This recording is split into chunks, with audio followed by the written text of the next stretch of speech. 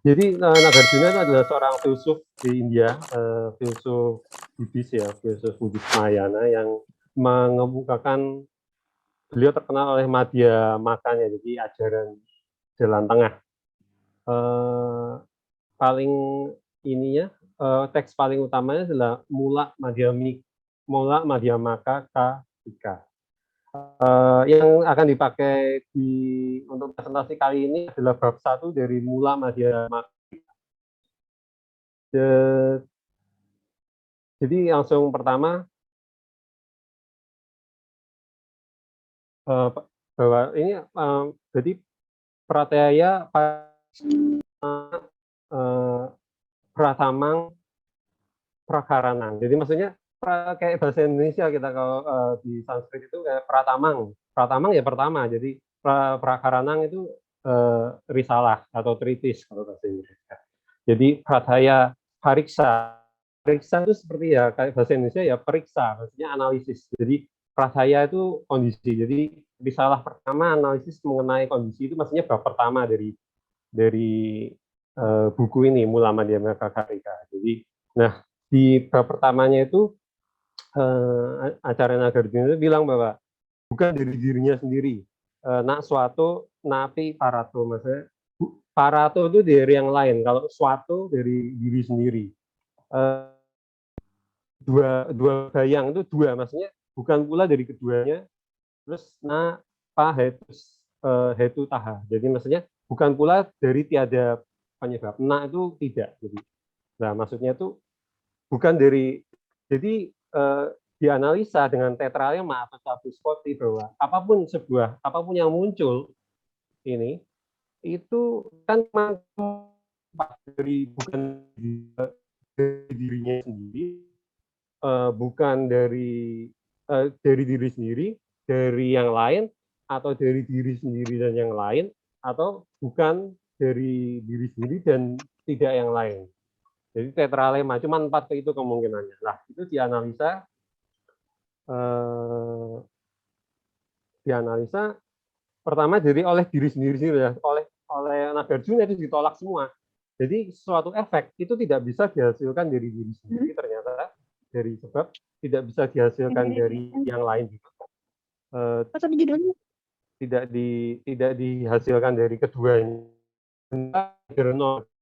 bukan keduanya juga. Nah, sekarang oleh pertama kali jadi kemunculan dari diri sendiri itu pendapatnya aliran Sangkya.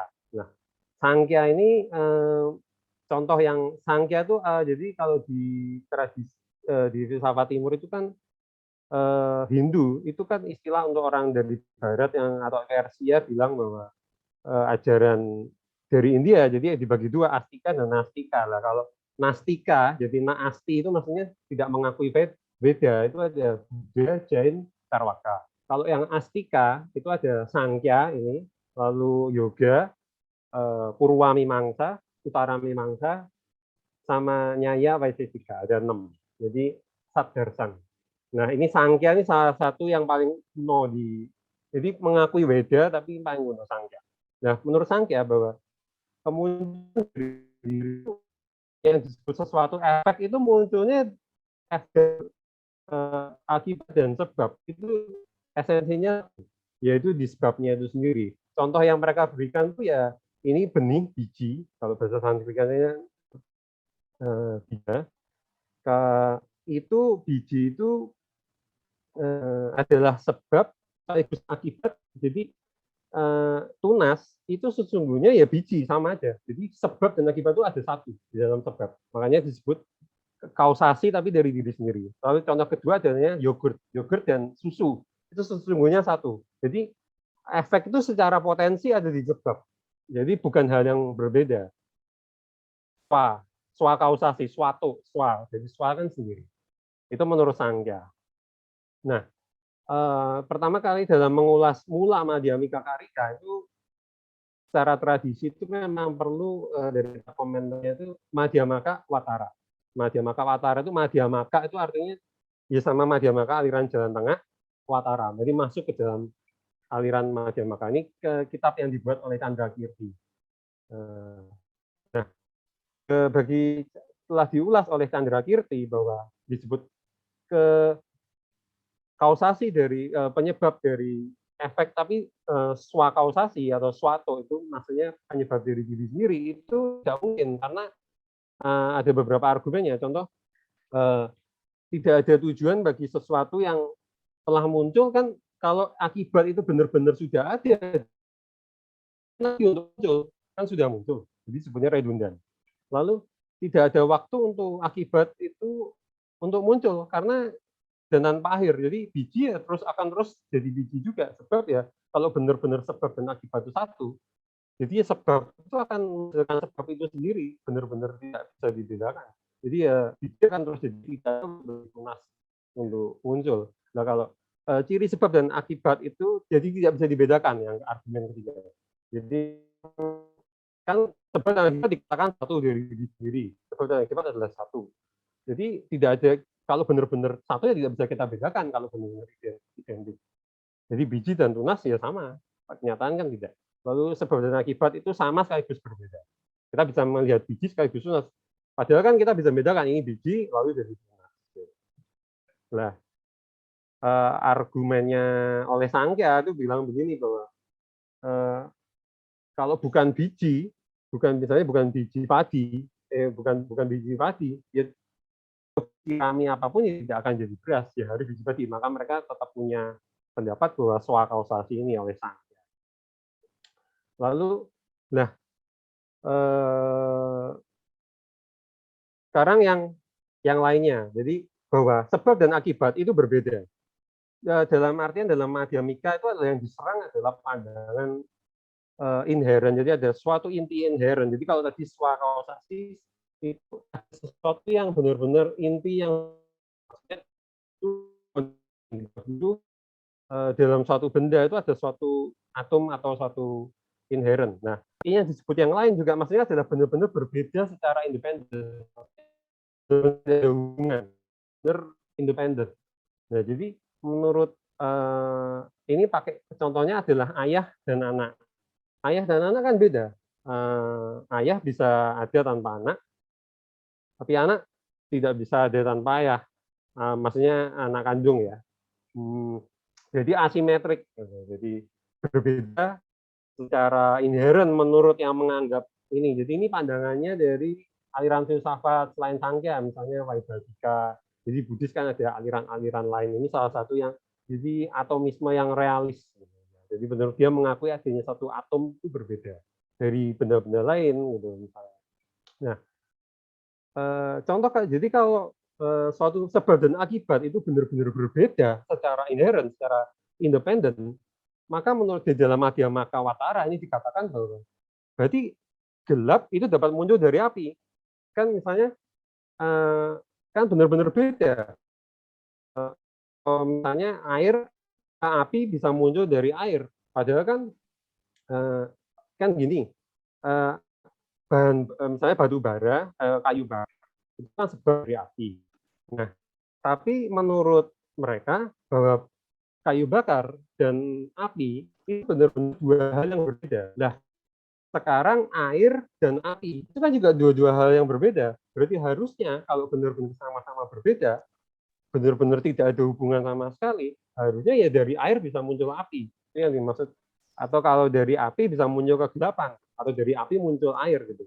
Jadi maksudnya benar-benar beda, yang sama-sama beda, kenapa harus dari kayu bakar muncul api?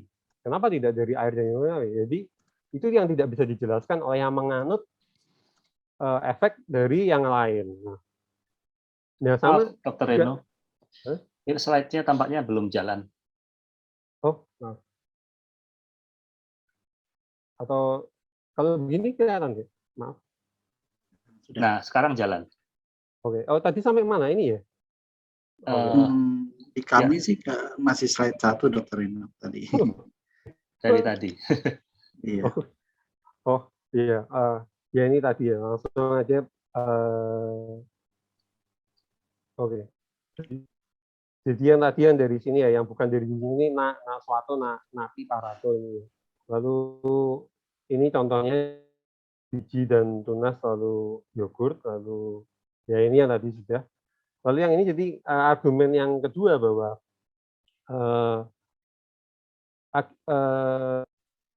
kan sebab dan akibat kalau benar-benar berbeda, dia kan tidak hadir di saat yang sama. Lalu sehingga kan kalau kita bisa bilang hal itu lain, kalau kita bisa membandingkan kan secara langsung simultan. Kalau hadirnya tidak lain kan kita tidak bisa benar-benar membayangkan. Misalnya kita bayangkan dua baju, lebih bagus mana, kan dua-duanya kan idealnya entah itu dalam bentuk memori atau apa kan harus hadir bersamaan. Nah sama ini sebab dan akibat dia tidak hadir pada saat sama, sehingga di dalam Madhyama Kawatara ini tidak dikatakan dia adalah tidak bisa disebut biji adalah hal yang lain dari tunas. Lalu ini tidak ada kemunculan jika lalu tapi kalau sebab dan akibat itu munculnya pada saat yang sama, itu juga jadi tidak ada hubungan sebab akibat juga. Karena ya sama seperti dua benda misalnya komputer dan saya kan saya tidak disebabkan oleh komputer, munculnya juga barengan kan, jadi bukan tidak ada hubungan sebab akibat juga. Begitu. Lalu nah oleh yang bagian A ini yang tadi yang dari air bisa muncul api ini menurut disanggah oleh yang menganut itu bahwa kan biji padi sesuatu dapat dihasilkan dari hal lain, itu yang disebut akibat. Nah, sesuatu menghasilkan sesuatu mesti hal lain, itu disebut penyebab. Mesti hal lain, maksudnya hal yang berbeda ya, secara inheren, secara independen. Memang dari beras itu munculnya pasti nasi, karena tidak mungkin kalau di contohnya ini barley ya, jelai, kayak biji-bijian yang selain nasi lah, bukan biji padi. Jadi dari beras ya tidak mungkin dia akan muncul jagung atau jelai, karena tidak ada kesinambungan di beras dengan jagung. Itu menurut kritik yang mengkritik Nagarjuna itu seperti itu. Lalu oleh Nagarjuna atau oleh Candrakirti dijawab lagi, memang betul bahwa teratai, bunga kimsuka itu yang warnanya ungu, oranye gitu. Dan lainnya memang tidak dianggap sebagai penyebab munculnya nasi. Jadi tidak pula dari teratai tidak bisa muncul nasi, namun tidak ada potensinya di situ. Nah, juga tidak ada kesinambungan lah. Mengapa kok dari teratai tidak bisa muncul kesinambungan dengan nasi?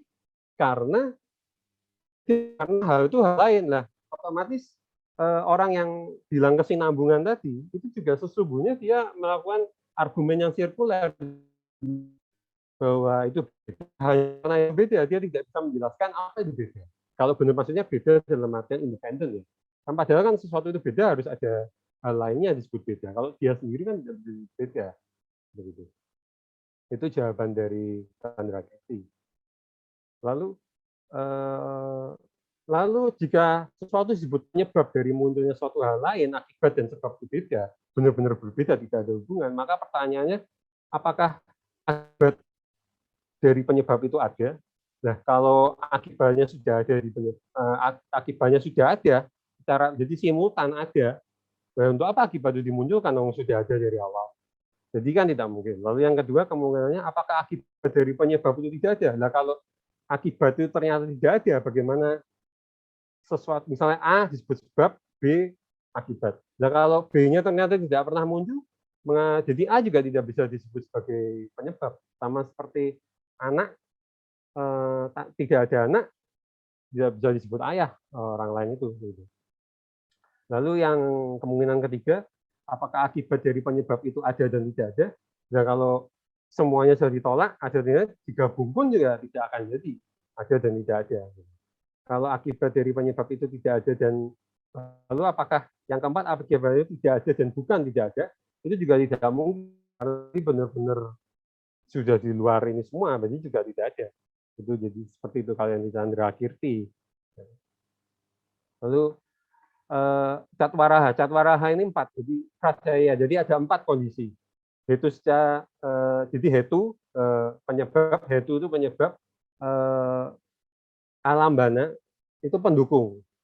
Lalu tanpa perantara, samanantara, jadi sama hampir-hampir mirip ke Indonesia sama Sanskertnya ya bahasa kita. Antara anantara itu maksudnya antara, jadi tanpa perantara.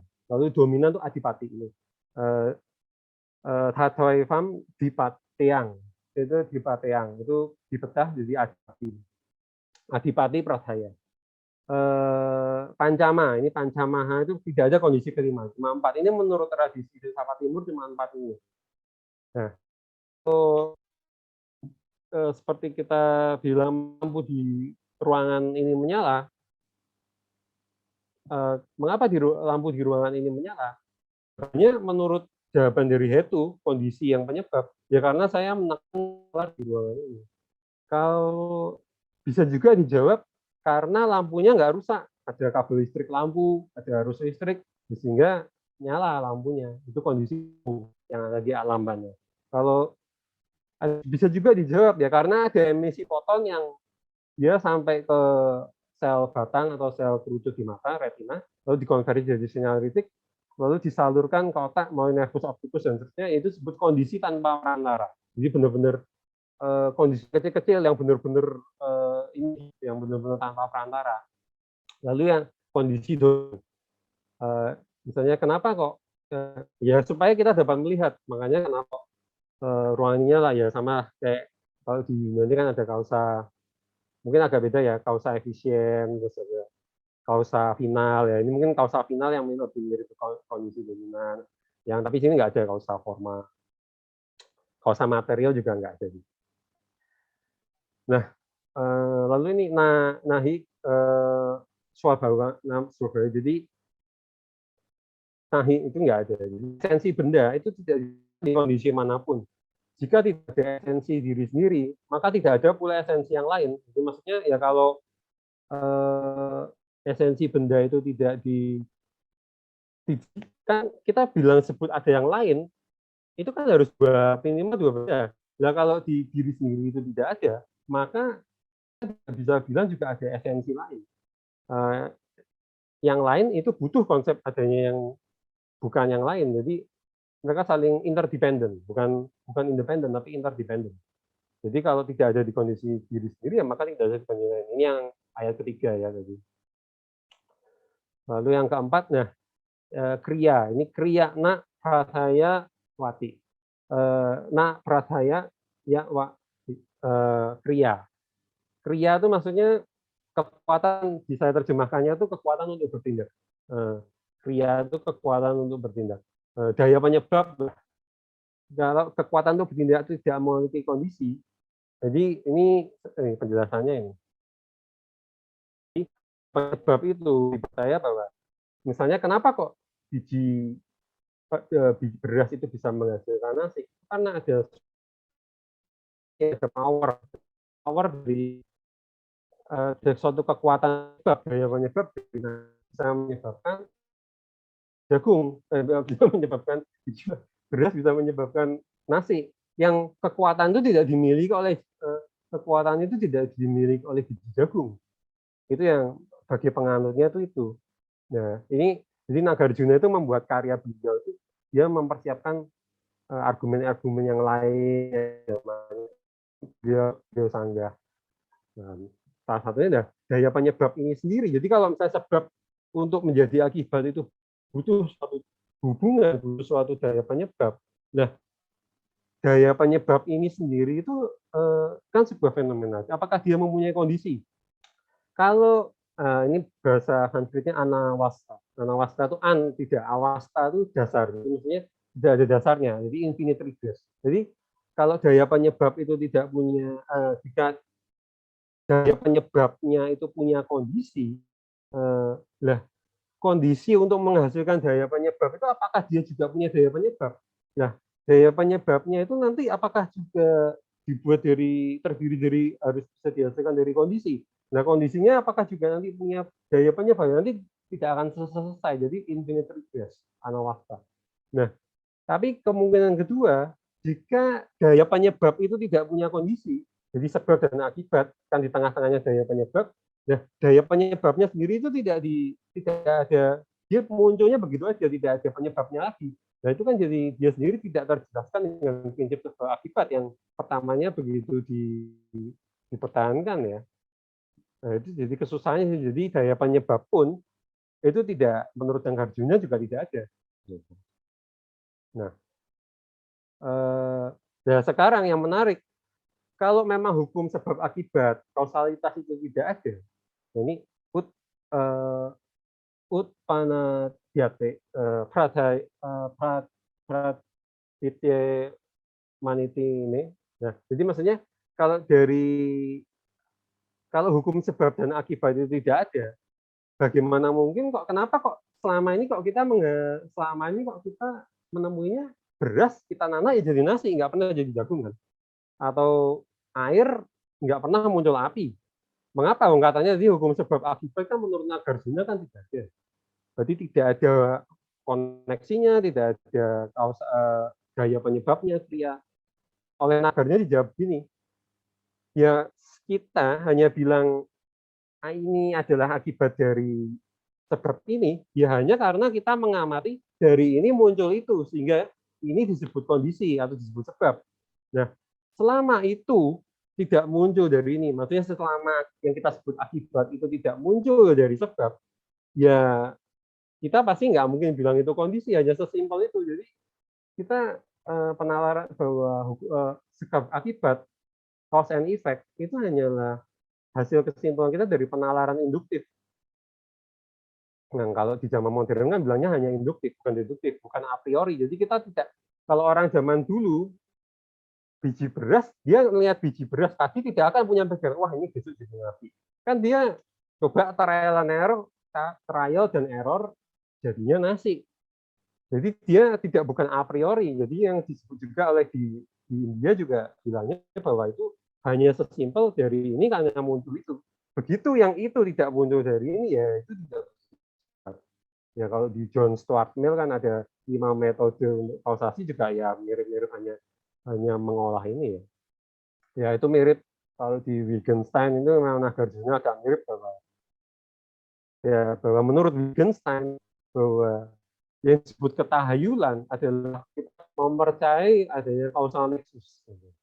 Ya bukan berarti Wittgenstein tidak menolak sains ya, cuma maksudnya kalau kita benar-benar menganggap bahwa hukum sebab itu adalah hal yang absolut, bahwa itu adalah superfisi. Jadi malah bukan benda yang tidak ada.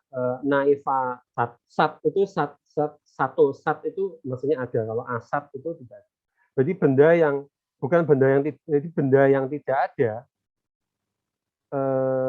itu tidak punya kondisi. Nah, bendanya kan benda yang tidak ada bagaimana bisa punya kondisi. Nah, benda yang ada pun juga tidak punya kondisi. Ini benda yang tidak ada, bagaimana jika benda itunya sudah ada juga untuk apa ada kondisi.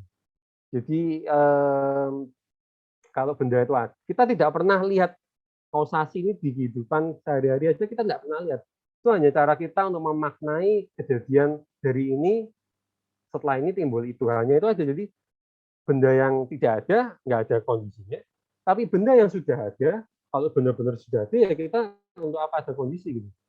Gitu aja. Jadi ketika bukan benda yang ada maupun bukan ketiadaan telah ditelaah, jadi maksudnya sana jadi ya tidak, jadi ya ini sama kayak tadi bahwa bukan benda yang ada maupun bukan yang tidak ada. Bukan yang ada tadi sudah dianalisa tidak bisa, yang tidak ada juga tidak ada kondisi, lalu adanya ketiadaan yang ada. Jadi ketiadaan yang ada ini mungkin mirip-mirip kayak Meinong itu ya. Kalau ketiadaan yang ada itu sendiri sudah kontradiksi ya. Jadi itu pun juga tidak bisa punya kondisi. Jadi bagaimana penyebab, kalaupun ada ya nggak ada gunanya. Nah ini alambana ini anan lambana itu maksudnya anan lambana ewayang sandharma upadi. Jadi maksudnya sebuah gambaran alambana itu bisa dikatakan sebagai gambaran pikiran. Nah kita lihat pohon. Nah bagi orang zaman dulu bahwa pohon itu adalah penyebab langsung dari kita punya persepsi pohon, pikiran tentang pohon. Hadirnya kan harus simultan. Nah, menurut Nagarjuna itu tidak mungkin karena pasti ada jarak antara pohon dengan mata kita. Kan ada pasti kalau di sekarang aja kan foton, ada jaraknya foton dari pohon masuk ke mata kita, lalu diproses di otak. Itu aja jelas tidak mungkin simultan. Jadi yang pohon yang kita lihat sekarang, layar komputer yang kita lihat sekarang aja ini adalah mungkin 100 milisecond yang lalu. Jadi tidak bisa dikatakan bahwa sebabnya itu maksudnya simultan. Nah, kalau tadi tidak bisa simultan kan maka kita tidak bisa bilang itu adalah sebab. Itu seperti sebab yang lain. Seperti itu. Jadi itu yang ditolak oleh Nagarjuna. Jadi karena benda itu tidak muncul, maka kelenyapan juga tidak ada. Jadi kalau yang benda yang tidak muncul, kelenyapan itu juga tidak ada. Kalau nggak pernah muncul ya, maksudnya kalau benda tidak pernah muncul atau dia selalu muncul tapi tidak pernah lenyap, itu juga tidak bisa tanpa kondisi. Maksudnya tanpa kondisi, sehingga kondisi tanpa perantara itu tidak masuk akal. Jika sesuatu telah lenyap, ya seperti tadi, kalau misalnya kayak kita tadi yang foton itu sudah, foton kan jalannya misalnya ke mata, itu kan kejadiannya sudah yang lalu. Kalau itu benar-benar sudah lenyap, bagaimana kita bisa bilang itu adalah kondisi bagi yang sekarang? Dalam artian, jadi kondisi yang kita sebut sebab akibat itu hanyalah murni konsepsi pikiran kita, tidak pernah kita temui. Yang dimaksud Nagarjuna seperti itu. Nah, menurut Nagarjuna, bahwa jika benda bawanang, bawa itu esensi bawanang itu tanpa esensi. Maksudnya, jika benda itu tidak ada sebagai, kalau benda itu munculnya dengan esensi, maka justru prinsip prinsip interdependen itu maka tidak mungkin. Nah, kalau benda punya esensi, berarti kan dia tidak tergantung oleh benda lain. Misalnya nasi selalu ada. Untuk apa kita nanak nasi? Nasinya selalu ada. Namanya inherent independen kan berarti dia selalu ada. Itu yang disebut justru karena adanya sunyata. Maksudnya ketika sunyata itu diartikan bukan kosong melompong ya, tapi kosong dalam artian tidak ada inti. Justru karena tidak ada esensi, tidak ada inti, maka prinsip sebab akibat itu bisa kita pikirkan. Biarpun sebab akibat itu sendiri juga adalah kosong, adalah sunya. Tapi secara konvensional kita tetap bilang bahwa, jadi kita bilang saya menendang bola, jadi kita dibedakan saya menendang bola ini menyebabkan bola itu bergerak. Itu sesungguhnya kalau menurut Nagarjuna juga tidak tepat. Yang benar adalah saya menendang bola dan bola itu bergerak. Kita hanya seperti itu ya. Kata-kata sebab itu hanya dalam pikiran kita. Yang kita amati ya hanya dua peristiwa yang berurutan aja, yang selalu berurutan. Dan yang tadi yang dimaksud oleh ini prinsip regularitas ya, gitu. Hanya regularitas semata. Dan itu tidak niscaya. Kalaupun dunia ini diciptakan dengan hukum yang lain pun masih bisa kita pikirkan. Ya, jadi terlalu yang pada yang ayat 11 ini, ya ini adalah kritik dari orang lain ya yang bilang ya ini Nagarjuna menyiapkan kritik untuk jadi dia sudah mengantisipasi kritik yang akan muncul dari orang yang bilang bahwa hukum sebab akibat itu mutlak. Jadi kalau menurut mereka yang tidak setuju dengan Nagarjuna itu bahwa dari efek itu kan tidak ditemukan dalam gabungan atau dalam kondisi atau gabungan kondisi. Bagaimana efek yang tidak ada dalam kondisi ini kok bisa disebut muncul dari kondisi? Begitu. Nah, lalu 11, 12, 13 ini satu kesatuan rangkaian. Lalu ya seperti tadi lah, kenapa kok akibat yang tidak ada itu muncul dari kondisi ini? Kenapa kok sama kok beras nasi kok munculnya cuma dari beras kok nggak dari jagung?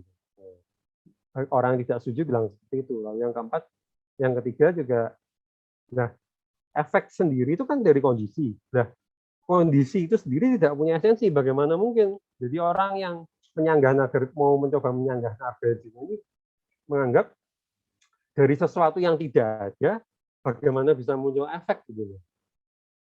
Nah, oleh Nagarjuna dijawab, ya karena efek itu dari sejak semula memang tidak ada. Jadi efek yang tidak ada itu muncul dari kondisi yang tidak ada, kemunculannya pun tidak ada. Jadi itu semua hanyalah interdependent origination aja, tidak ada sebab akibat. Jadi bagi Nagarjuna, keberatan-keberatan di atas itu tidak berlaku untuk Nagarjuna karena Nagarjuna sendiri tidak mempercayai adanya efek yang sejati yang ada. Kalau Nagarjuna mempercayai adanya efek sejati yang ada, baru Nagarjuna keliru. Nah, tapi karena Nagarjuna tidak percaya adanya efek, otomatis kondisi efeknya tidak ada inti yang inherent, kondisinya pun juga tidak perlu ada inti yang inherent ya. Seperti itulah dalam Madhyamaka ya. Jadi di Madhyamaka itu kan ada tetralema. Jadi kita menolak semuanya. Jadi sesuatu itu tidak bisa disebut ada, tidak bisa disebut tiada, tidak bisa disebut ada dan tiada, tidak bisa juga disebut bukan ada dan bukan tiada. Jadi setelah kita menolak yang ada, otomatis yang tiada pun jadi tidak ada karena kan tanpa yang ada, yang tiada pun tidak ada. Nah, kalau yang ada dan tiada itu ditolak ya maka ada dan tiada itu tiada. Begitu. Jadi begitu. Demikian sih kalau Madhyamaka itu seperti itu menurut Nagarjuna. Jadi kausalitasnya ditolak. Demikian yang itu bagian saya yang Nagarjuna. Terima kasih. Saya kembalikan ke Mas Dimas ya, moderator. Baik, terima kasih Dr. Reino yang sudah memberikan pemaparan bagi kami semua. Menarik untuk nanti kita respons bagi sahabat. Silakan persiapkan pertanyaan atau yang ingin meminta klarifikasi dari presentasi Dr. Reino. Tapi sebelum itu kita akan mendengarkan kembali presentasi dari Bung Nurudin. Silakan Bung Nurudin. Ya, bisa terdengar ya Mas Dimas? Ya. Jelas Mas, silakan. Ya, terima kasih. Tadi saya minta yang kedua karena kan sebenarnya materi saya kan 3 pemikir ya, jadi kasihan nanti kalau Mas Reino yang terakhir. Dan kemarin saya juga bilang sama Minci itu kalau misalkan nanti kalau nanti pembahasannya nggak cukup ya nanti mungkin bisa ditambah nanti yang lain lah supaya clear gitu maksudnya. Ya, silakan Mas. Tadi yang kedua. Nah, sebentar saya share screen dulu. Bisa terlihat ya? Bentar mungkin. Ya, tinggal diperbesar aja Mas ya. Ya.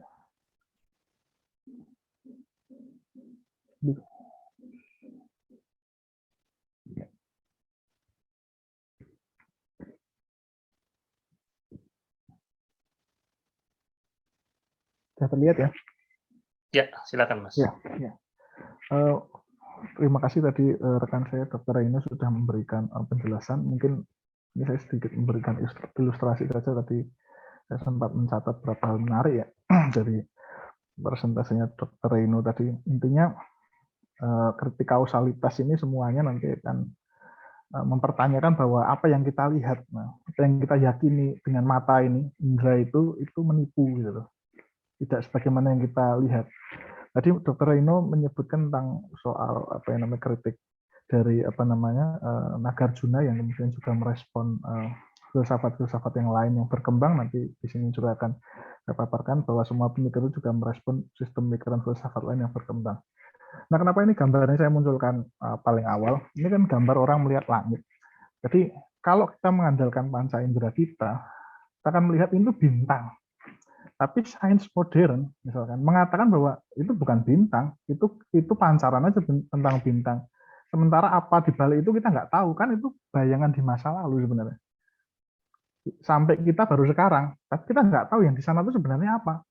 Apa sudah tidak ada atau apa ya nggak tahu. Jadi yang kita lihat ya ini, dan kita mempersepsi bintang itu ada di hadapan kita. Padahal itu sebenarnya Kalau yang kenyataannya pada jam ini, detik ini, kita tidak bisa, ilmuwan tidak bisa tahu karena itu kan jarak cahaya merambat itu aja butuh waktu kan. Di sana tuh sebenarnya apakah bintangnya sudah mati atau bagaimana ya nggak tahu. Cuman sampai ke sini, maka itu yang tadi disebut sebagai apa yang namanya pandangan mata itu menipu gitu.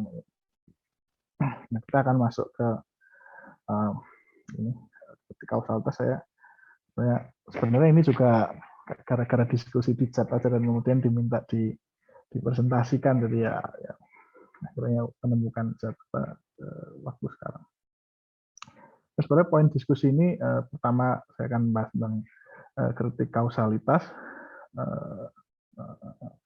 jadi perspektif filsafat komparatif ya, nanti saya akan jelaskan sebentar.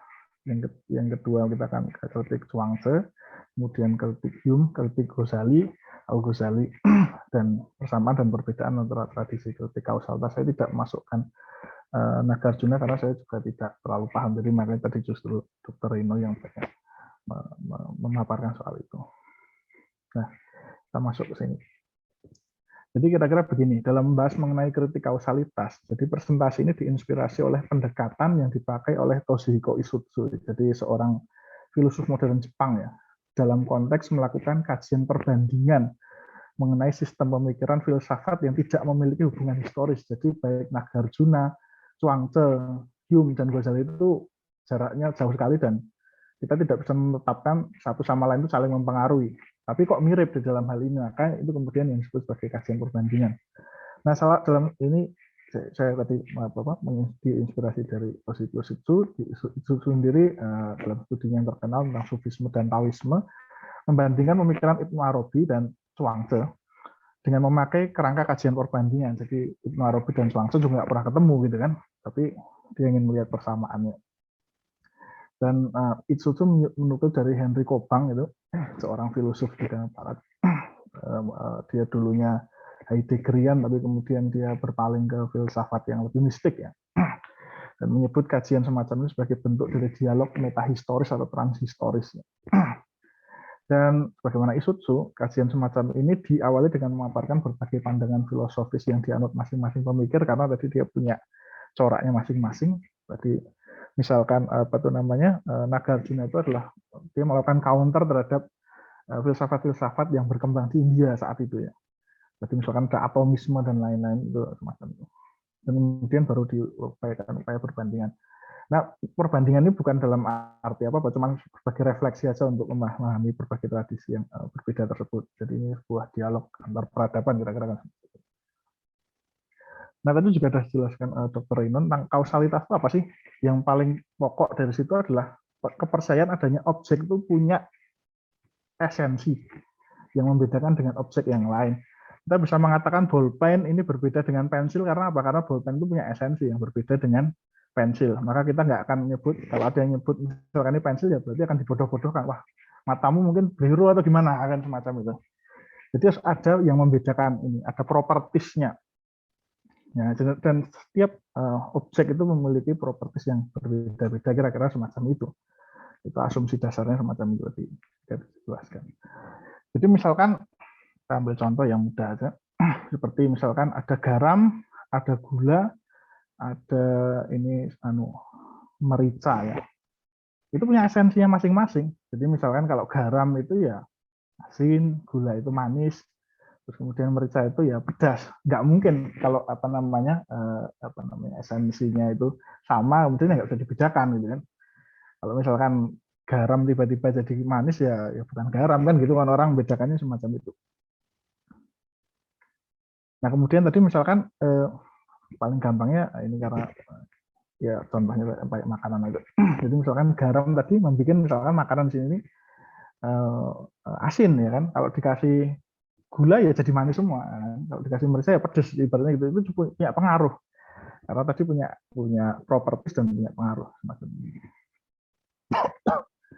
Nah, kausalitas itu apa? Kira-kira ini saya ambil dari Britannica, Encyclopedia Britannica. Jadi kira-kira itu tadi kan yang satu kita asumsinya bahwa benda itu punya esensi, punya properties, dan kemudian yang kedua itu ada hubungan antara satu objek dengan objek yang lain. Misalkan di sini di Ensiklopedia Britannica itu menyatakan ya, ini mengutip dari David Hume, nanti mungkin kita bahas. Ini cuma untuk pengantar supaya apa sih maksudnya kausalitas itu secara umum gitu kan ya, dipahami umum gitu. Jadi misalkan kalau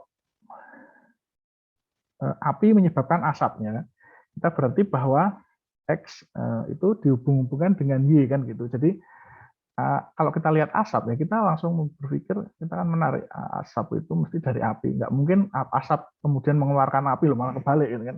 Jadi ada hubungannya. Jadi api dulu baru ada asap, itu kan hubungannya semacam itu. Ada satu kaitan antara satu objek dengan objek yang lainnya, dan objek yang kedua asap itu harus belakangan kan gitu, disebabkan oleh api kan semacam itu. Jadi bayangannya semacam ada hubungan antar benda yang khas juga. Jadi kalau misalkan air gitu ya nggak muncul asapnya kan begitu, kecuali ya apa namanya di dalamnya kita akan lihat ternyata ada apa tuh namanya, mungkin ada apa erupsi gunung atau apa di bawah laut misalnya ini.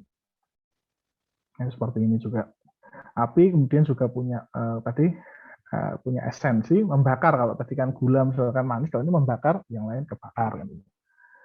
Ini misalkan bola yang merah, ini dia punya kekuatan kemudian bisa mendorong yang lain. Kira-kira asumsinya itu begitu tuh. Nah, ya kira-kira kita akan melihat apa dan mengapa kok mereka mengkritik kausalitas. Itu kan suatu yang sudah taken for granted. Kenapa gitu kan alasannya? Kita akan melihat. Yang pertama kita akan masuk ke Zhuangzi ya, kritik Zhuangzi atas kausalitas. Jadi kira-kira posisi Zhuangzi dalam filsafat Cina itu, dia masuk ke, ini saya ambil salah satu akademisi ya, mungkin bisa ada akademisi lain yang membeda, menggunakan kategorisasi yang berbeda. Jadi dia masuk ke dalam periode filsafat pertama kira-kira, yang apa namanya, fondasinya kan dari Book of Change ya, I Ching, itu tentang human dan cosmos connectivity. Tapi dia masuk ke dalam era pertama, jadi yang disebut sebagai political philosophy. Karena kenapa pada waktu itu di era Pre-Qin philosopher itu, kira-kira filosofer di masa Pre-Qin dinasti itu, waktu itu banyak terjadi perang, chaos dan lain-lain, sehingga pemikiran utama dari filosof di era ini adalah kok seperti ini ya, kondisinya kok kacau dan lain-lain. Kemudian mereka mencoba membuat apa namanya, telah rasional kira-kira semacam itu. Dan itu nanti ada juga ke era-era berikut. Sebenarnya di sini pun bukan berarti ketika misalkan di era berikutnya ada metafisik dan kemudian ada epistemologi, terus kemudian sini nggak ada, enggak. Tapi maksudnya mereka disebut sebagai political philosophy karena ingin membayangkan bahwa bagaimana mencapai kondisi yang ideal, walaupun nanti secara lebih dekati lebih jauh, mereka akan punya juga aspek metafisika dan epistemologinya. Mungkin lampau ya. Nah, nanti kita akan ketika membicarakan Zhuangzi itu dalam tradisi Taoisme itu nanti pemikirannya akan banyak mengkritik Konfusianisme. Jadi di sini Konfusianisme sebagai sistem filsafat dikritik.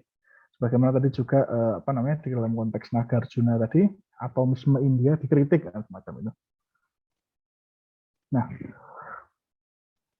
ini kita masuk. Jadi latar belakangnya sedikit ya.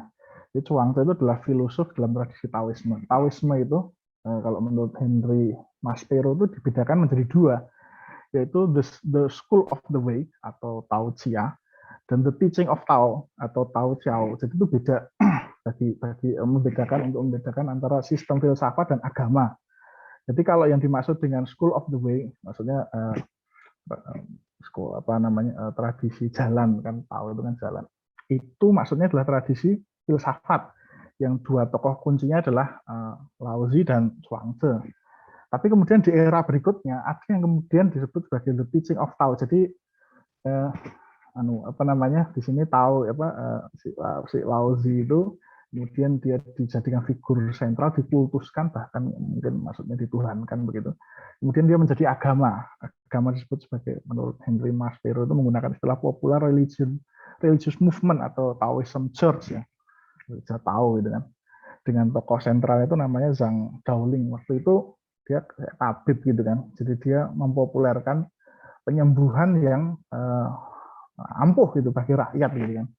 Sehingga kemudian dia menjadi Taoisme berubah menjadi religious system consisting of the art of longevity. Jadi ini agama ini memang unsur yang tadi filsafatnya nggak hilang, dimasukkan, tapi kemudian dia juga dimasukkan lagi ke dalam tradisi misalnya pengobatan, bagaimana cara hidup, ya mungkin akupuntur, pengobatan dan lain-lain. Jadi ini sudah agak berbeda.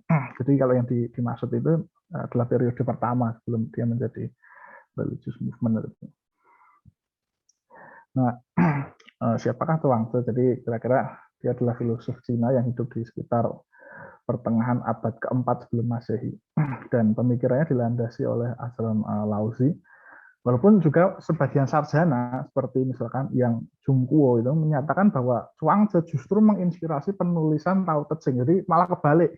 Tapi pendapatnya yang Zhongguo ini juga nggak sepi dari kritik, jadi sebenarnya masih banyak di dalam tradisi akademik itu siapa yang mempengaruhi siapa ternyata juga masih debat. Dia menuliskan pemikiran filsafatnya dalam bentuk simbolis atau alegoris dalam tulisan-tulisannya, terhitung mencapai lebih dari 100.000 kata.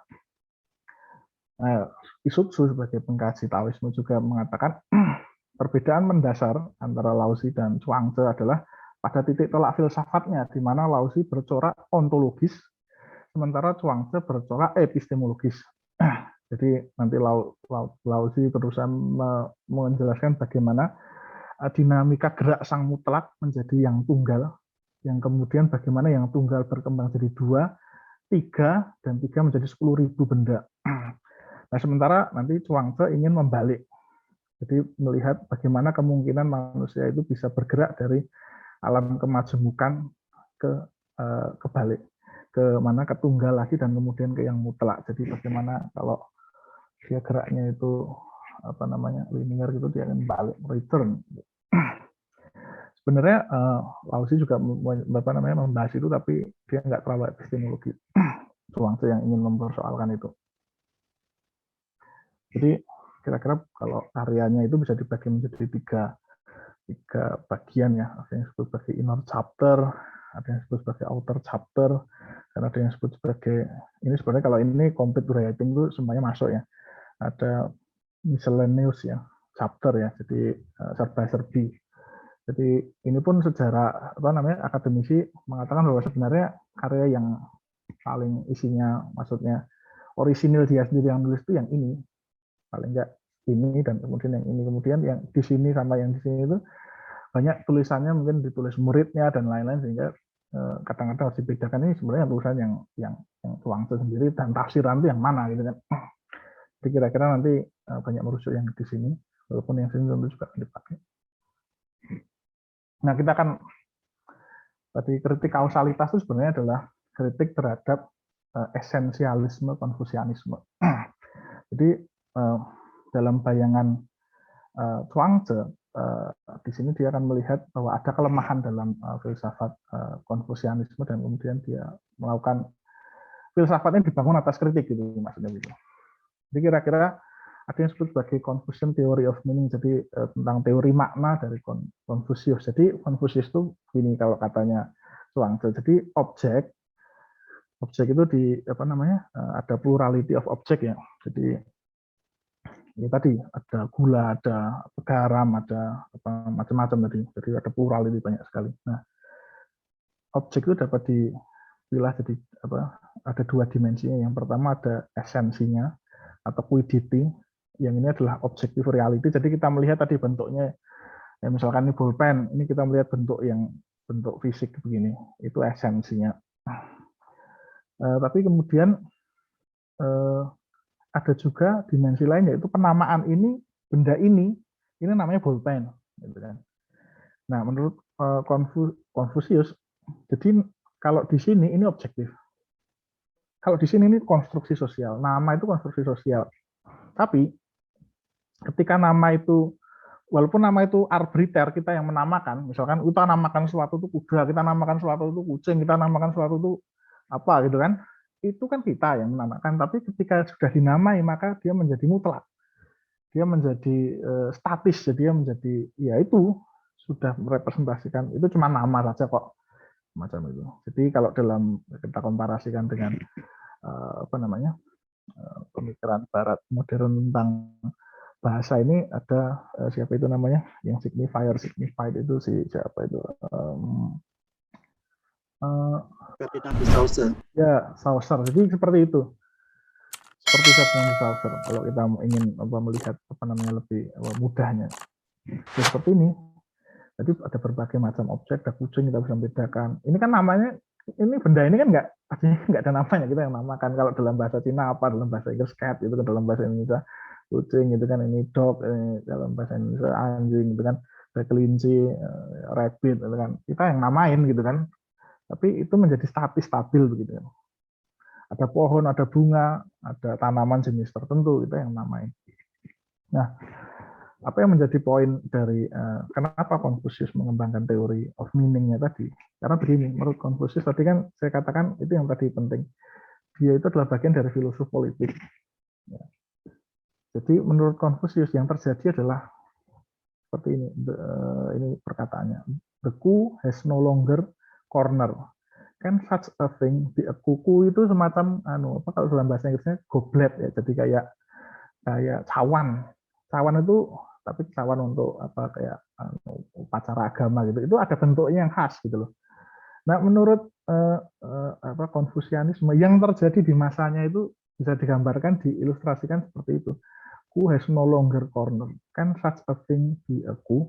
Can such a thing be a coup? Jadi kalau dia sudah, jadi kalau misalkan sesuatu kita namai kucing tapi bentuknya sudah nggak kayak kucing, itu apa itu kucing gitu loh maksudnya gitu kan.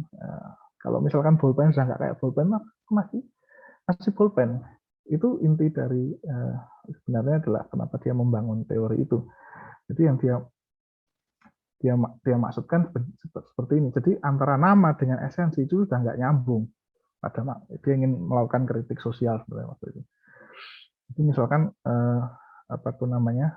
sebenarnya nanti kita akan jelaskan bahwa misalkan gini, apa yang dinamakan sebagai pejabat kan harusnya punya moralitas dan lain-lain, kok nggak ada gitu kan, kok malah korupsi dan lain-lain. Nah itu antara nama yang seandainya itu raja harusnya bijaksana dan lain, kok nggak ada esensinya gitu. Jadi kira-kira sini dicoret gitu, jadi nggak ada hubungan antara ini lagi, sehingga nama ini menjadi bagi Konfusianisme ada distorsi makna gitu kan. Jadi ini yang membuat situasi itu chaos. Situasi di Cina itu chaos karena ya itu antara nama dan esensi kok nggak nyambung gitu kan. Jadi bagi Konfusius, nah problem waktu itu, problem dari politikal waktu itu adalah karena memang ya chaos antara nama dan esensi nggak ada, jadinya moral dan intellectual degradation semuanya gitu kan. Nah kemudian itulah yang membuat, makanya Konfusius itu berusaha untuk melakukan social and ethical reform, jadi bahwa gerakannya itu sebenarnya gerakan etik dan moral gitu kan, untuk menanamkan kembali esensi tadi, ya kan. Nah, dan itu kemudian supaya tadi antara nama dan esensi itu nyatu lagi. Jadi benda itu harus punya esensinya. Gula itu harus manis. Garam itu harus asin. Nggak boleh kok enggak gitu kan. Kalau enggak ya itu ya yang rusak yang semacam itu. Nah ini makanya kemudian tadi mungkin jelaskan di depan bahwa semua dari tradisi filsafat Cina itu merujuk pada kitab I Ching, Book of Ching, jadi tentang jalan. Sehingga disinilah Konfusianisme itu mengatakan jalan itu sebenarnya paling utama adalah human culture, jalannya manusia untuk memperbaiki tadi.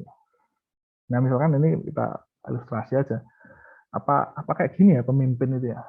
Misalkan ini Augusto Pinochet ya, salah satu pemimpin militer ya di Amerika Latin ya. Warganya ditangkepin di kayak gini-gini, ini pemimpin gitu kan. Apa ini punya kualitas pemimpin gitu ya. Pelajar misalkan gitu, pelajar kok tawuran, gebuk-gebukan, gitu kan, tendang-tendangan, ya, bullying dan lain, pelajar. Nah, misalkan ini kekerasan di rumah tangga, apa seorang ayah itu begini, memukuli anaknya sampai anaknya ketakutan, itu yang dimaksud Konfusius seperti ini. Jadi ada ya sudah tidak ada lagi kaitan antara nama dan makna, sudah nggak ada. Misalkan itu pejabat, ya kan, kok malah korupsi ya, gimana itu kan? Itu bagi Konfusius itu masalah. Jadi makanya jalan yang dimaksud dengan Konfusius itu adalah menjadikan tadi sesuatu objek, suatu entitas itu harus punya esensinya lagi yang hilang. Jadi makanya perkataan yang terkenal let the ruler. The ruler itu maksudnya ya kalau pemimpin itu ya harus benar-benar jadi pemimpin. Tadi maksudnya ada maknanya, bukan pemimpin kok nggak kayak gitu gitu ya, bukan pemimpin sebenarnya gitu. Jadi let the minister be minister. Jadi menteri itu juga menjadi menteri. Jadi let the father be father, let the son be son. Jadi waktu itu apa namanya? Ini kita lewati aja. Nah, kira-kira dari cara pandang semacam itu, Zhuangzi berusaha untuk melakukan kritik. Jadi menurut Zhuangzi begini, dia mencoret dua-duanya. Yang namanya esensi itu nggak ada, yang namanya penamaan itu juga problematik gitu kan. Jadi sebenarnya dia ingin mengatakan begini, solusinya itu nggak terlalu nggak terlalu fundamental gitu. Nanti sebenarnya kita bisa mengatakan bukan dia menolak solusi ini, tapi bagi dia tidak terlalu fundamental. Ibaratnya itu ya itu solusi, tapi ya kok belum menyentuh masalah gitu kan, masalah yang sangat fundamental dalam kehidupan manusia gitu. Jadi kalau bagi Zhuangzi itu dari awal bahasa itu memang sudah tidak stabil dan arbiter ditetapkan sewenang-wenang gitu kan. Menang-menang itu maksudnya nanti dalam konteks bukan hanya menamakan misalkan ini pulpen terus kemudian kita sewenang-wenang, bukan itu, tapi maksudnya sesuatu itu nanti arbiter itu mereduksi sesuatu. Jadi tidak benar-benar merepresentasikan sesuatu tapi mereduksi sesuatu. Nah, kemudian yang esensinya bagi dia nggak ada esensi yang fix, itu nggak ada. Makanya kemudian ya dia dikenal dengan ontological fluidity ya, jadi tidak ada esensi. Jadi bisa dikatakan dia itu adalah Taoisme itu eksistensialisme. Kalau Konfusianisme itu esensialisme karena mempercayai esensi dan ingin mengembalikan esensi. Sementara kalau Taoisme itu eksistensialisme karena dia tidak percaya adanya esensi kan itu. Nah, lalu apa yang terjadi? Nah, kalau yang terjadi itu sebenarnya adalah transmutasi of thing, jadi transmutation of thing atau return. Itu sebenarnya nanti untuk kita lihat. Nah, kritiknya gimana? Tadi kan dikatakan nama itu tidak ada esensi dan kemudian language itu unstable dan arbitrary. Misalkan kita makanan. Bagi Zhuangzi kritiknya gini, misalkan Konfusius, orang-orang Konfusius mungkin akan mengatakan ya itulah esensi enak itu kan, yang gambar-gambar kanan esensi enak. Tapi kemudian Zhuangzi memberikan gambaran yang di kiri ini rumput ini. Jadi maksudnya kalau bagi manusia ini enak, mungkin ya kan, entah persoalan. Tapi kalau bagi sapi enggak enak, yang enak yang ini yang di kiri itu. Terus kemudian Zhuangzi bilang terus mana yang esensi, yang enak itu yang mana? Bagi dia ingin menetapkan bahwa sebenarnya tidak ada yang stabil makna enaknya, itu cuma tergantung saja gitu kan, maksudnya perspektifnya siapa. Kalau perspektif manusia mungkin dari sini dan dia menganggap ini tuh yang ini ya esensi gitu kan. Bagi hewan enggak juga, apa itu enggak, malah mungkin mual gitu kan, makan yang semacam itu kan, semacam itu. Nah, ini juga salah satu contoh, tapi saya modernkan. Misalkan orang akan menganggap, nah inilah yang yang tampan, yang cantiknya seperti ini yang ideal gitu kan. Inilah esensi manusia ini kan. Ini contohnya misalkan BTS, kemudian ini grup-grup seperti Blackpink, Red Velvet, ya grup-grup Korea gitulah. Nah, tapi kemudian Zhuangzi memberikan contoh begini. Oh, itu yang namanya cantik dan ganteng. Kalau kita lihat dari perspektif yang lain, perspektif hewan, orang yang cantik dan ganteng itu, khususnya ini hewan ini ya, hewan tan itu lari. Berarti artinya apa? Mereka bukan ganteng dan cantik, tapi bagi perspektif hewan mereka menakutkan. Terus esensinya mana? Jadi kira-kira yang dilakukan Zhuangzi itu berusaha untuk menggugat adanya esensi. Jadi nggak ada esensi, itu semuanya nggak stabil gitu kan. Nah, terus kemudian kita masuk ke bahasa. Tadi kan dikatakan bahasa itu memang fluid dan kemudian arbiter. Kita akan melihat sini. Ini kan dulu nggak pernah ada kata-kata semacam ini, tapi ya muncul aja gitu kan sekarang. ada kata-kata semacam ini kan bahasa itu fluid begitu. Nah, tapi ini saya ingin menunjukkan yang sisi arbitrernya, jadi tidak merepresentasikan realitas yang asli, tapi sebenarnya mengkonstruksi atau mereduksi. Ini gambar tentang apa namanya peta dunia. Peta dunia yang mungkin kita sendiri sering menemukan peta dunia yang model semacam ini. Ini maksudnya peta dunia model barat sebenarnya. Jadi caranya adalah ini kan ada, jadi gini, ini kan kalau dipilah kan begini, ini barat timur gitu kan, barat timur dan utara selatan. Jadi ini barat, ini kan satu kesatuan gitu loh, ya, satu kesatuan. Dan kemudian dia di utara, yang lain-lain itu dunia timur, dunia selatan dan lain-lain. Itu peta barat. Jadi kita mengatakan the world itu gambarnya semacam yang kita pampang. Tapi kita juga bisa melihat yang lain. Ini juga the world. Tapi bedanya di mana? Ini baratnya nggak lagi di sini, nggak lagi di satu nggak satu tempat, ya kan? Tapi di sini terpisah. Kemudian yang menjadi sentral di sini apa? Ini peta di sekolah-sekolah Cina ya. Yang sentral apa? Di ini negara Cina itu. Dia itu maksudnya ingin mengatakan Cina itu adalah negara tengah, kerajaan tengah, gitu kan maksudnya gitu. Mana dari peta ini yang betul? Nah, sebenarnya maksud dari Chuang-Tzu adalah mengatakan ya itu semuanya ya nggak ada yang betul, nggak ada yang salah juga kan, semuanya relatif jadi ya semacam itu. Jadi ini kemudian mungkin orang yang tadi orang akan menggugat, ini enggak, ini barat sentris. Nah, kalau orang juga bisa mengatakan ini kan juga Cina sentris gitu kan maksudnya. Jadi mana yang betul? Nah kemudian ada peta yang lebih aneh lagi. Ini peta kalau apa yang disebut sebagai MacArthur tutup ya. Jadi ini corrective map ya. Jadi ini sempat ada perayaan juga di Australia tentang peta ini. Peta ini sebenarnya nggak kebalik ya. Jadi memang peta ini dibalik, tapi maksudnya ini yang utara tetap di sini, yang selatan tetap di sini, ya. East and West juga masih di sini. Cuman di sini Australia ditempatkan di atas. Karena kenapa? Bayangan kita dalam kotak kita hierarki metafisik kan langsung bekerja. Yang di atas itu lebih unggul. Makanya tadi istilahnya negara utara gitu kan. Jadi sekarang sini Australia, ini kan kemudian merasa tadinya wah aku kok di bawah terus, ya kan? Kemudian dia senang dengan peta yang semacam ini. Australia di atas, kalau Amerika di bawah, karena saya di bawah, Eropa di bawah, aku yang di atas. Apa peta ini juga salah? Ini kan cuma peta dibalik, nggak salah juga. Tapi punya konsekuensi. Tapi kita melihat bahwa the world itu yang mana? Yang ini, yang ini, yang ini, yang ini. Nah ini kemudian juga peta lain lagi.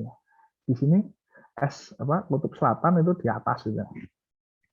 Kalau dalam kajian lingkungan kan dikatakan misalkan ada kekhawatiran es akan kutub selatan akan mencair. Tapi kalau bayangan kita metafisik kita kan air itu kan dari atas ke bawah. Nah kalau kutubnya dikasihkan di bawah kan mikirnya kalau tumpah ya tumpah itu kemana kan nggak bisa. Tapi kalau petanya tak balik begini, ya tumpah dunianya hanyut semua. Jadi peta ini semuanya hanya perspektif saja gitu maksudnya. Peta ini tidak merepresentasikan realitas sebenarnya, tapi ya tadi itu tidak stabil mana yang di sini yang benar. Dan kenapa saya tunjukkan peta ini juga nanti sebenarnya Chuang-Tzu sebenarnya juga mengkritik bahwa di masanya itu juga banyak orang yang banyak filosof gitu dari sekolah-sekolah yang lain itu pada debat bagi dia soal yang nggak penting itu begini, wah pendapatku adalah yang benar yang A gitu kan, pendapatku yang benar yang B, terus kemudian bertengkar-tengkar, wong ini petanya kok kayak gini diperdebatkan gitu kan. Jadi bagi dia itu remeh begitu kan. Nah, tidak hanya tadi soal kemudian perspektif tadi yang dimunculkan dengan peta, kemudian ini juga penamaan dan kemudian juga penamaan ini kan, penamaan ini juga kemudian juga membagi-bagi realitas kan. Misalkan kalau secara fisik kita kan sebenarnya kan ini peta Afrika ya. Secara fisik kan sebenarnya nggak ada ini batas-batas antara Italia. Ini peta kolonial waktu itu ya. Tapi kemudian dibelah-belah. Ini miliknya Inggris, ini miliknya Italia, miliknya Spanish. Jadi padahal sebenarnya kalau secara secara apa namanya empiris itu nggak ada batas-batasnya gitu kan. Makanya kemudian kalau di dalam film The God Must Be Crazy itu orang Afrika asli ini suku Bushman ya. Kemudian kasusnya kan dia berburu itu kan. Misalkan dia dari Bushman itu di mana ya? Tapi misalkan di tengah Afrika. Jadi misalkan dia di sini terus dia masuk ke sini terus kemudian dalam film itu kan dia ditangkap. Tapi ketika ditangkap terus kemudian diadili, kamu udah melanggar perbatasan.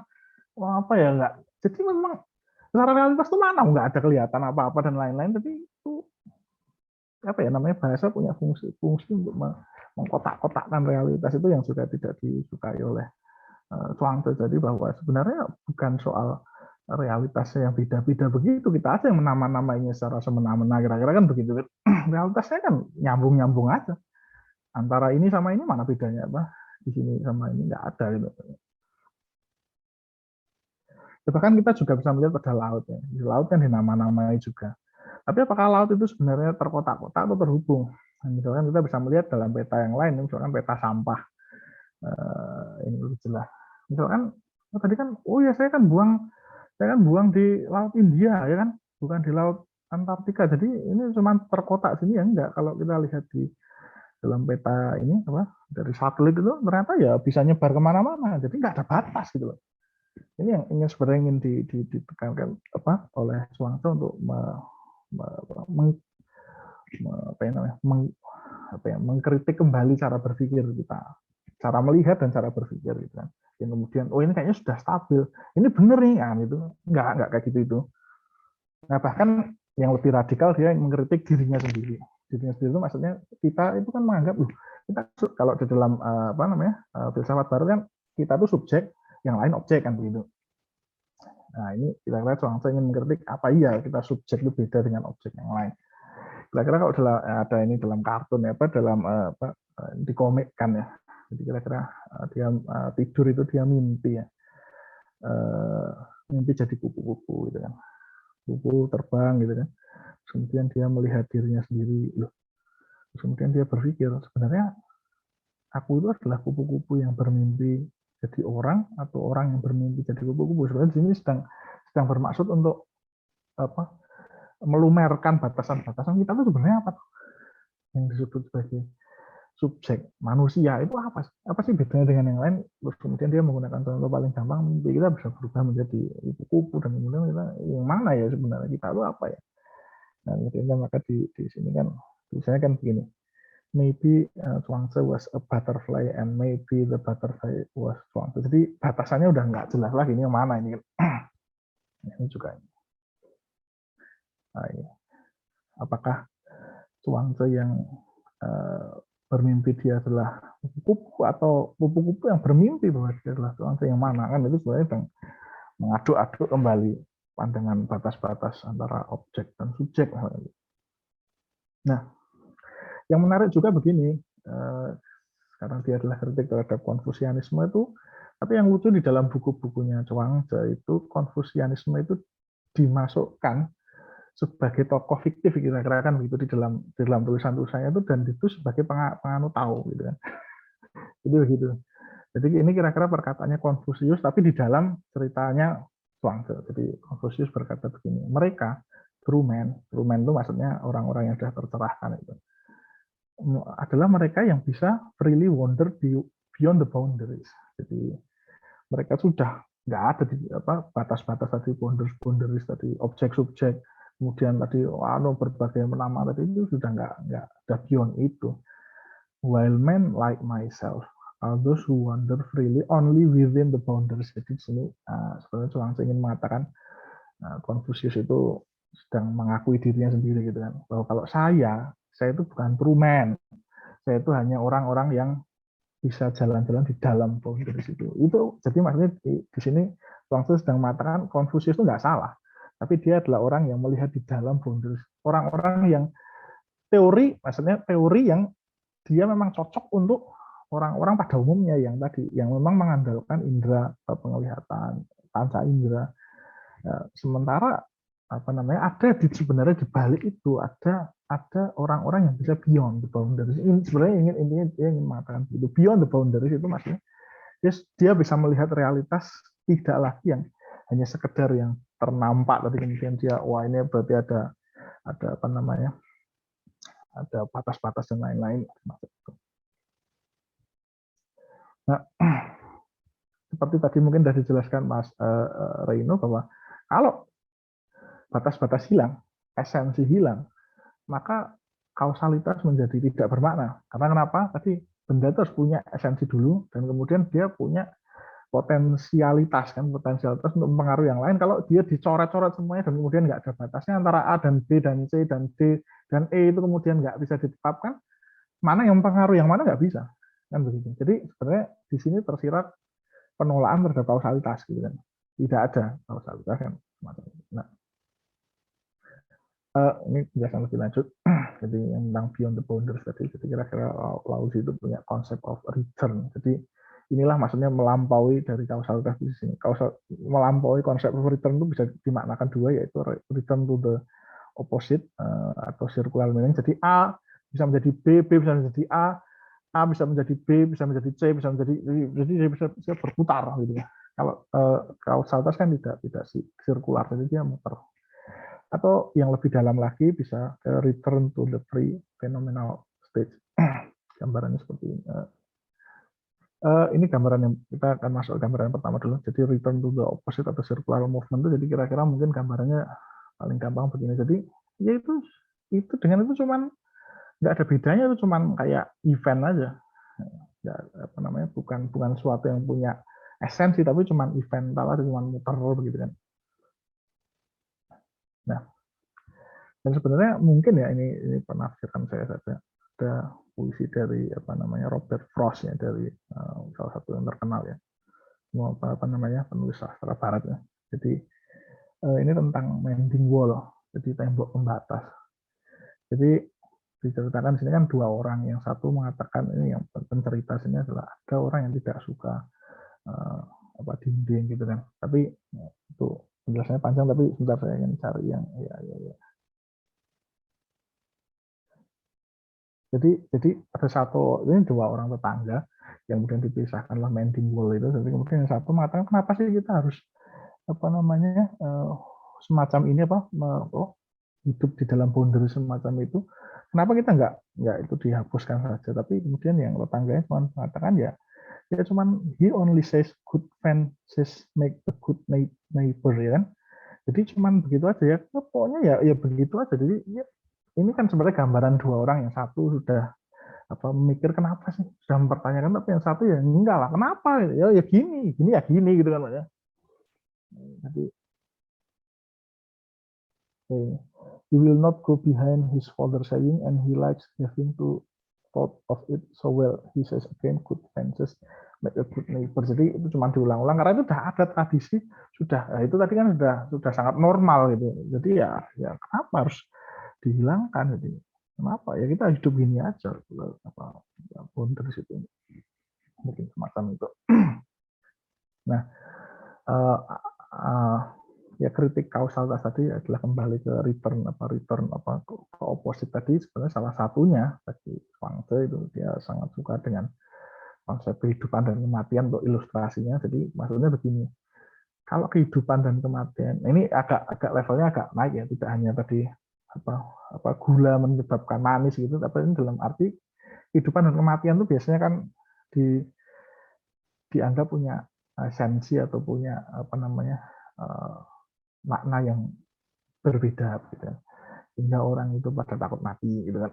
Sementara Zhuangzi justru dengan penolakan terhadap tadi adanya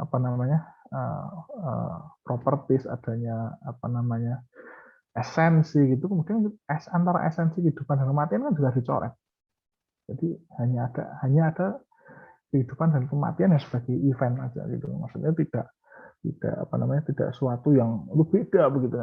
Nah, makanya kemudian nih dia pakai banyak contoh itu ya, tentang kehidupan dan kematian. Dia memang suka menggunakan, misalkan ada ketika seorang guru yang meninggal gitu kan, yang lain pada nangis, kemudian kenapa ini kok kamu nggak nangis gitu kan?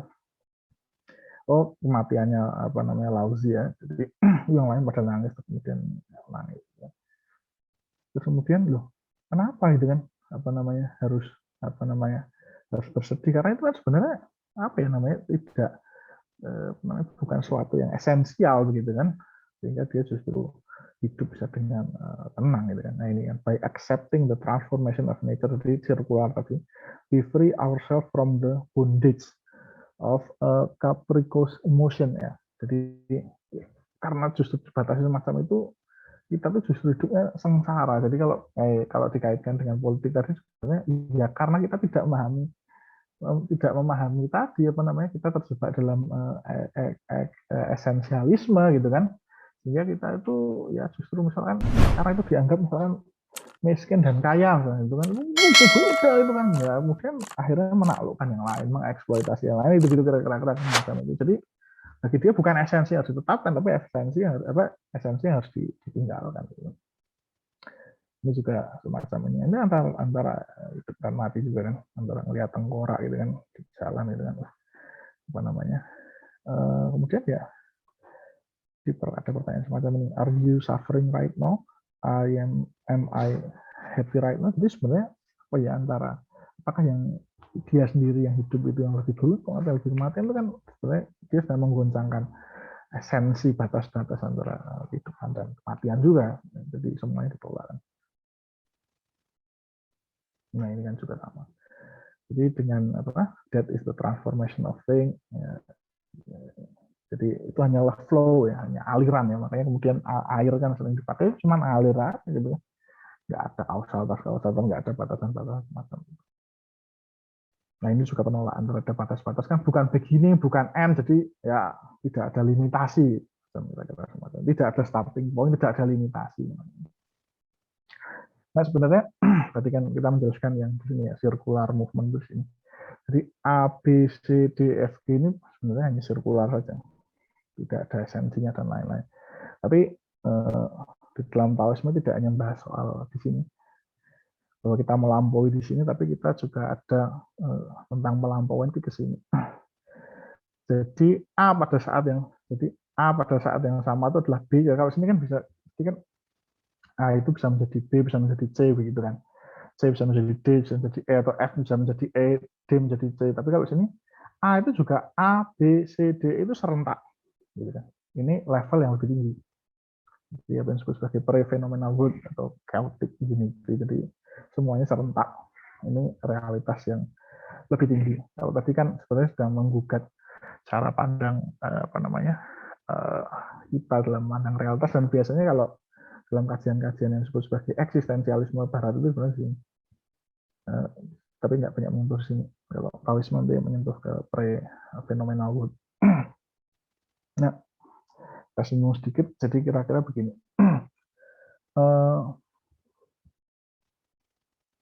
Ini ada berbagai macam musik gitu kan, suara nada dan lain itu. Kalau bagi di dalam Zhuangzi dan lain-lain sebenarnya itu kan karena sebenarnya suara itu satu, cuman dia itu lewat berbagai lubang sehingga itu jadi kelihatan banyak gitu. Jadi sebenarnya itu begini, yang ini itu sebenarnya juga lebih, ini ya masuk ke level yang lebih tinggi lagi. Ini tuh sebenarnya pada hakikatnya itu kita kayak cahaya itu kan sebenarnya kan satu ya putih ya kira-kira, tapi dia bisa ada merah, ada ya, kita kan ngelihatnya itu yang ini merah, hijau, kuning ya, kita nggak ngelihat yang di belakang begitu ya. Di belakang realitas kira-kira semacam itu juga musik, kita ngelihatnya kok ada bermacam-macam ya, berarti banyak gitu kan. Tapi kita nggak ngelihat itu asal bunyi itu dari mana kan begitu. Angin itu maksudnya, angin itu satu, dan ini juga semacam itu. Jadi ini kritiknya juga pada Konfusianisme, bahwa ini ada misalkan ada berbagai macam buku, ya kan, halaman-halaman. Ini banyak ini, tapi bagi Zhuangzi Konfusius itu bermain di level ini. Jadi kemudian ada banyak tulisan. Tapi kalau di sana yang nulis cuma satu orang, tapi di balik tulisan ada mind gitu kan. Ada satu mind itu yang kemudian tidak dijangkau oleh dalam teorinya, filsafatnya Konfusianisme tentang esensialisme, karena esensinya kan ini esensinya dia merupakan ada eksistensi di balik ini yang lebih tinggi lagi ya. Jadi dia realitas di balik, jadi beyond realisme kira-kira gitu. semacam itu dia Taoisme banyak meyakini ada beyond realisme, jadi alam di balik alam yang nampak gitu kan. Ya, jadi misalkan ini contoh aja tapi kita bisa lewati. Nah, kenapa ada alam yang di balik itu realitas yang lebih tinggi gitu? Sebenarnya bukan tinggi tapi realitas yang bukan permukaan ya, dia lebih dalam lah kira-kira semacam ini. Ini contoh yang menarik. Jadi misalkan ada pohon istilah useless sama useless ya. Jadi apa yang tidak berguna dan berguna. Jadi ini kan tadi yang seperti yang dikatakan sebenarnya dalam peta tadi loh. Ini kok kadang-kadang dikatakan useless, kadang-kadang dikatakan tidak useless begitu kan. Jadi kemudian yang mana ada yang tanya. Ada murid yang tanya pada Chuang Tzu, ini kok gimana ya, kok beda-beda semua ini gimana? Nah, katanya dia hanya ada satu cara untuk mana yang benar, mana yang salah tuh. Jadi sebenarnya dalam konteks tertentu Chuang Tzu atau Taoisme itu juga meyakini adanya tanda kutip itu kebenaran yang mutlak itu ada. Tapi dengan cara masuk ke dalam Tao itu sendiri. Jadi dia naik ke realitas yang lebih tinggi, baru kita memahami sendiri, baru kita merasakan. Itu harus dirasakan. Kita harus dirasakan mana yang benar. Kalau tadi kan petanya, sebenarnya peta tadi kan tidak merepresentasikan dunia. Kalau kita Dao itu ya ibaratnya kalau ini mungkin sains gitu, kita pakai contoh yang walaupun sebenarnya contohnya nggak terlalu tepat ya. Kita naik ke luar angkasa terus kita melihat ini kayak gimana sih. Kalau itu tuh ibaratnya kita lepas dari level fenomenon, kita ke pre-fenomenon, jadi kita bisa merasakan mana itu sebenarnya. Yaitu the only way to get out of this boundary is to ride along with the Tao of nature. Jadi disinilah pentingnya. Kalau tadi kan Confucius dengan esensinya itu the way of man, the way of human. Kalau di sini adalah the way of nature. Jadi kita ada masuk ke mana realitas yang lebih dalam gitu. Jadi kita baru bisa dalam di komik ini ya kita baru mentransendensi diri, baru kita paham. Nah, jadi intinya adalah kausalitas itu itu adalah dilihat oleh ordinary man. Nah, Taoisme kira-kira Chuang Tzu misalkan mengatakan bahwa kita harus melampaui itu di sini. Jadi kita tidak lagi melihat ini sebagai sesuatu yang terpisah, sesuatu yang terdikotomi, sesuatu yang ada boundariesnya, tapi semuanya itu adalah flow gitu kan. Circular flow gitu kan, A jadi B menjadi C, jadi nggak ada esensi sama sekali. Tapi dia juga menekankan tidak hanya penolakan terhadap esensi di level ini, tapi ada juga yang lebih tinggi disebut sebagai the way of Tao tadi. The way of Tao tadi ada yang disebut sebagai perfect man. Ini perlu latihan kalau sebenarnya Chuang Tzu nanti lebih banyak mendalami soal bagaimana dari ordinary man itu bisa menjadi perfect man atau manusia sempurna untuk mencapai ke level ini. Tapi karena di sini kita tidak membahas soal yang itu, setelah kita menekan pada kritik kausalitas adalah ya pertama ini kalau sini dihilangkan esensinya, jadi A, B, C dan lain-lain sebenarnya tidak menjadi tidak menjadi suatu yang dimungkinkan untuk kausalitas terjadi karena semuanya sama gitu kan. Tidak ada esensinya. Dan di sini sebenarnya level yang lebih tinggi lagi. Ini semuanya mau esensi apa? Serentak kok. Ya. Di sini juga realitas yang lebih tinggi. Jadi serentak itu gimana? Semuanya terjadi pada saat itu juga mengalami semuanya begitu kan. Nah, ini sebenarnya kalau tadi dikaitkan dengan naga Arjuna ya ini ya level ya enlightenment itu gitu kira-kira semacam itu. Nah, ini mungkin akan bahas. Ini saya sudah berapa lama ya, Mas Dimas? It's okay, Mas. Lanjutkan kalau memang masih belum selesai ya. Ya, oke. Saya akan. Ini apakah masih butuh waktu di atas, let's say, tapi kalau kita kita anukan aja, kita jadikan diskusi aja dulu karena mungkin nanti butuh. Oke, berarti kita pause di sini sebelum kita melihat apakah ada kemungkinan kita melanjutkan kritik atas Hume ya. Baik.